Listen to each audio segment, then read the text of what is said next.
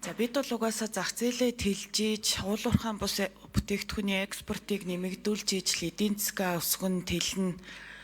Иргэдийн одоо хаалгаар, айл өрхийн хаалгаар эдийн засгийн өсөлтийг оруулна гэж зөндөө ярьдаг.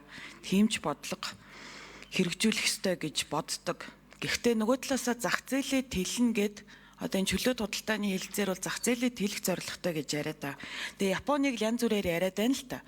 Тэгээ би сая нэг зүйлийг гайхлаа. Японтой хэлэлцээр үнэхээр ингээд юм асуудалтай байгаа. Тэгээ дүгнэлтүүд нь үнэхээр гарсан хэсэг энэ төр дээр бол одоо бас хариулт өгсөнгүй яамнаас. Гэхдээ одоо ядаж нэг байгуулцын хэлэлцээрийнхаа нөхцөлийг нь сайжруулах тал дээр бас ажилтгүй юм уу? Тийшээгээ бас бараа бүтээгдэхүүн гарах талаар бас ямар нэгэн эрмэлзэл одоо хичээл зүтгэл гаргадгүй юм уу? Тэр тал дээр яам нэг хариулж өгөөч. Ямар дүгнэлт гарав? Одоо манай худалдааны тэмдэл цаашд одоо ямар байдлаар одоо сайжрах боломжтой вэ? Бид нар ер нь энэ асуудлыг сайжруулахын тулд юу хийж байгаа вэ? Яг л нэг байгуулсан юм одоо бас бид нар захиад янзлах ёстой шүү дээ. За тэгээд энэ Евразийн эдийн засгийн холбоотой хэлэлцээр байгуулсан бусад одоо бас харьцангуй одоо Оросын холбооны улстай харьцуулах юм бол жижиг улс орнууд байгаа. За тэдгээрийн бас нэг туршлага дээр ямар анализ хийвэ? За өндөг одоо жишээл 90 сая гээл яриад байна. Гэтэл манайх бол одоо бас дотоодын бүтээгдэхүүн дотоодын үйлдвэрүүд хүчин чадлаа нэмээд 30 сая бол одоо ширхгийн дутагдaltaй гэсэн мэдээлэл авсан байгаа. За би өнгөрсөн хугацаанд бол одоо ер нь бол үндэсний үйлдвэрлэгч нар, импортлогч нар төрөл бүрийн хүмүүстэй бас ярьлаа. Тэгэд янз бүрийн зүйлүүд ярьж байна. Манайх мах нийлүүлнэ л гэж яриад байгаа. Гэтэл тэр 20 цээр энтрээс гадна ер нь биднэрт бас тийм махны одоо тэр тээвэр логистикийн боломж бололцоо нь бас их хомс байгаа гэж дээ. 150 мянган тонн мах гэдэг чи одоо маш их хэмжээний мах шүү дээ. За ноолуурын салбарынхан бас төдийлөн одоо энэ зах зээлийг сонирхохгүй байна. Ягаад вэ гэхээр илүү одоо өндөр орлоготой зах зээлүүд рүү бэлэн бүтээгдэхүүн явуулахыг зорж гин. За одоо Итали руу утас центр гаргаж гин ч гэдэг юм уу те. За магадгүй одоо уламжлалт зах зээлээ бодох юм бол нөгөө хив центр гэсэн чинь за бас Турктэй өрсөлдөхөд хүнд байна гэсэн зовлон ярьж гин.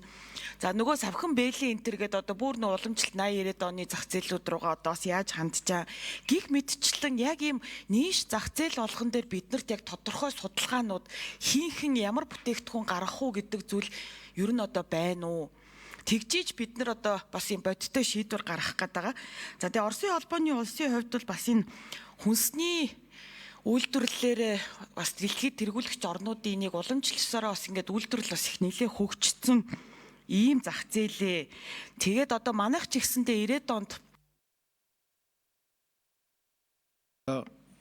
жаргалан гишүүд нэмэлтийн минут. Манайх жишээлбэл 90-ад онд бүгдээрээ хөдөө хотгүй шар савлгаатай Страпакс уудаг байсан. Мая Симя Любимая гэж жүүсний реклам манай бүх телевизээр явдаг байсан. Манай энэ 7 тэрбумын одоо үргийн хэрэглээний бараа бүтээгдэхүүний одоо бүтэц чинь Солонгосоос авдаг юм Оросын бүтээгдэхүүнээр солигдох гих мэтчлэн зөвхөн үндэсний үйлдвэрлэгч биш худалдаач нарын бас барааны бүтцэд өөрчлөлт орох магадaltaй байна. Энэ талаар судалгаа хийгдсэн үү? За тэгээд эцэст нь одоо энэ төлбөр тооцоогоо яаж хийх юм бэ? Саяхан л одоо жишээл бензинийхаа мөнгийг төлж чадахгүй байх гэсэн одоо шилжүүлж чадахгүй байх гэсэн асуудал үүсээд гисэн. Тэгээд тэндээс бид нар одоо жишээл за бараа зарлаа гэж бодъё айгу сайнаар бодоод мөнгөө яаж шилжүүлж авах юм гих мэтчлэн одоо маш олон асуултууд бол байгаад байгаамаа. За тэгээд одоо санкцтай холбоотой бэрхшээлүүд бас гарах уу гэх мэтчлээ одоо энэ нөгөө нэг танилцуулган дээр байхгүй байгаа зүйлийг би асуухыг зориод байна л да. Яг л бид нар их урт хугацааны шийдвэр гаргаж байгаа байхгүй юу? Антамар сайдын микрофоныг нэ. Тэг ер нь бол бид нар одоо жаргалан гишүүний хэлж байгаагаас анзаархад энэ гадаад харилцаагаа бид нар эдийн засгчулмаар юм блэ. Одоо жишээлбэл Японы худалдааг идэвхжүүлж чадахгүй бол тэр Японы элчин сайдыг жилдэн татдаг байх хэрэгтэй. Тэр Осакагийн консул гэдэг нөхөр юу хийж идэв? Тоглоом биш шүү дээ. Ерөөсөө Японд байгаа элчин сайд ажил хийдэггүй, гадаад яам ажил хийдэггүй учраас тэр зах зээл дээр бид нар нэвтэрч чадахгүй байдаг.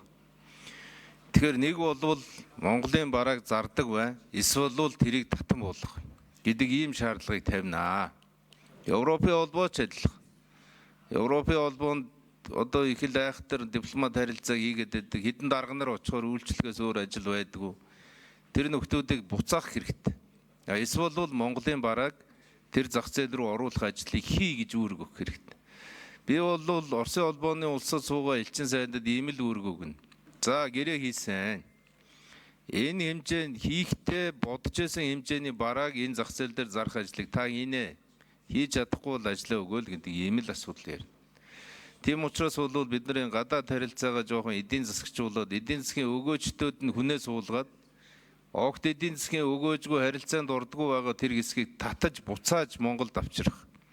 Магадгүй эх оны төсөв ярих үед энэ гадаад харилцааны зардлыг ер нь 20-30%-аар бууруулах шаардлага бол байгаа байхаа. Энэ бол одоо бүх төвшөнд яригдах байх гэж би харж байгаа. Нэгдүгээрт ийм зүйл байна. Хоёрдугаар судалгаа хийсэн үл гэдэг. Манайхан судалж байгаа л бидний зарж чадах бараа гэдэг тэр 375 бараа гаргасан юм байлаа. Жаргалан гишүүнэ. Бидний одоо чадах бараа энэ юм аа гэж. Тэгэхээр бидний чадах бараан дээр нөгөө талд нөгөө айлч гэсэн чадах бараагаа бүгдээрээ эренбэлж байгаа. Жишээлбэл Беларусь бол сүү зарахыг хүсэж байгаа.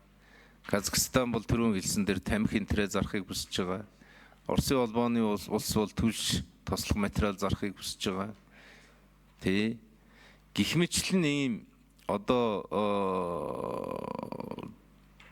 аль нь өөрийнхөө чаддаг зүйлийг танаа зах зээл рүү нэвтрүүлье гэдэг ийм л хэлэлцээр шүү дээ. Японы тухайд бид энэ Монгол улс дотроо үнэхээр Япон руу хийж байгаа экспортлж байгаа компаниудаа тусад нь бойжуулах тэр системийг өгсрөхгүйгээр Японы зах зээл дээр өрсөлдөхөд бас хэцүү. Хоёрдугаарт үнэхээр тэр гэрээ хэлэлцэрлүү бид нар дахиж нэвтрэх шаардлага бол байна. Нэвтрэхдээ аль байдлаар нэвтрэх вэ гэвэл бид энэ гарал үүсэл гэдэг зүйл дээр тодорхой хөнгөлөлт авч иж тэгжээж Японы зах зээл рүү гадны хөрөнгө оруулагчдын тусалцаатайгаар гадны үйлдвэрүүдийн оролцоотойгоор тэгжээж Японы зах зээл рүү гарнаа. Энийг бол Японы талд би бол ил шулуухан хэлж байгаа. Тийм учраас бол энэ ажил хийгдэнэ. Гол нь гадна талдаа одоо нэг жоохон улсынхаа төлөө энэ нөхдүүд ажилламаар байна. Дипломат нэртэй ингээд зүгээр суугаад байдаг. Өнөөдөр жишээлбэл Евразиста хийж байгаа энэ хилцээрийн ард дээр энэ 5 улсад суугаа элчин сайдын яамдууд бүрэн бүрэлдэхүүнээрээ Монголын бараг тэнд сурталчлах ажил руу шууд орох хэрэгтэй.